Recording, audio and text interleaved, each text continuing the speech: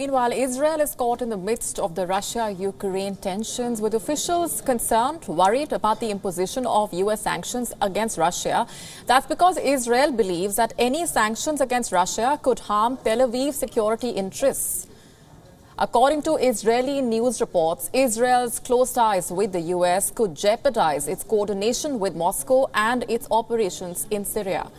Israel believes that this coordination is crucial, especially when it comes to preventing Iran and its proxies from embedding themselves in Syria. Earlier, our correspondent Jodie Cohen spoke to the former ambassador of Israel to India.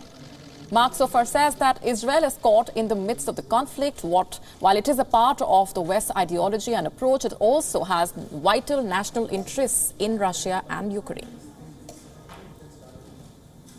Israel is caught, frankly, between a rock and a hard place. On the one hand, we are very, very much part of the Western ideology and the Western approach to the international arena.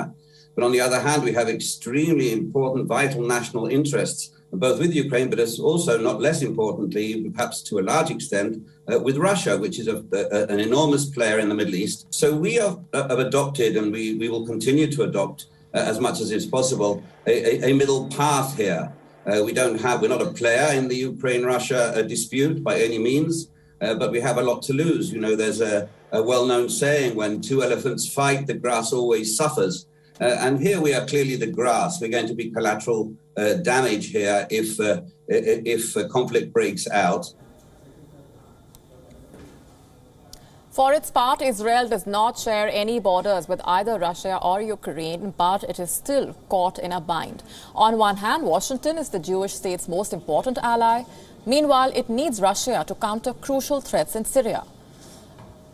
As many as 100,000 Jews live in Ukraine, while officials don't expect nationwide chaos that would require a mass airlift, but Israel could be ready to act if that is required.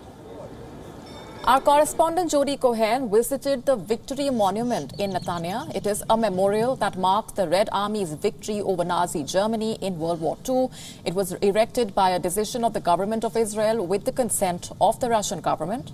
It was unveiled in a 2012 ceremony attended by Vladimir Putin and Benjamin Netanyahu, showcasing the shared history between the two sides.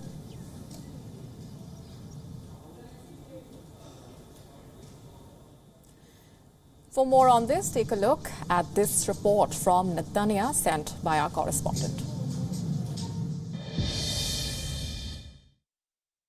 I'm standing in a park in Israel that was opened in 2012 by President Putin and is actually dedicated to Russian soldiers in World War II. It's thought to be the first monument of its kind outside of former Soviet states, which underlines just how important Israel's strong relations with Russia are.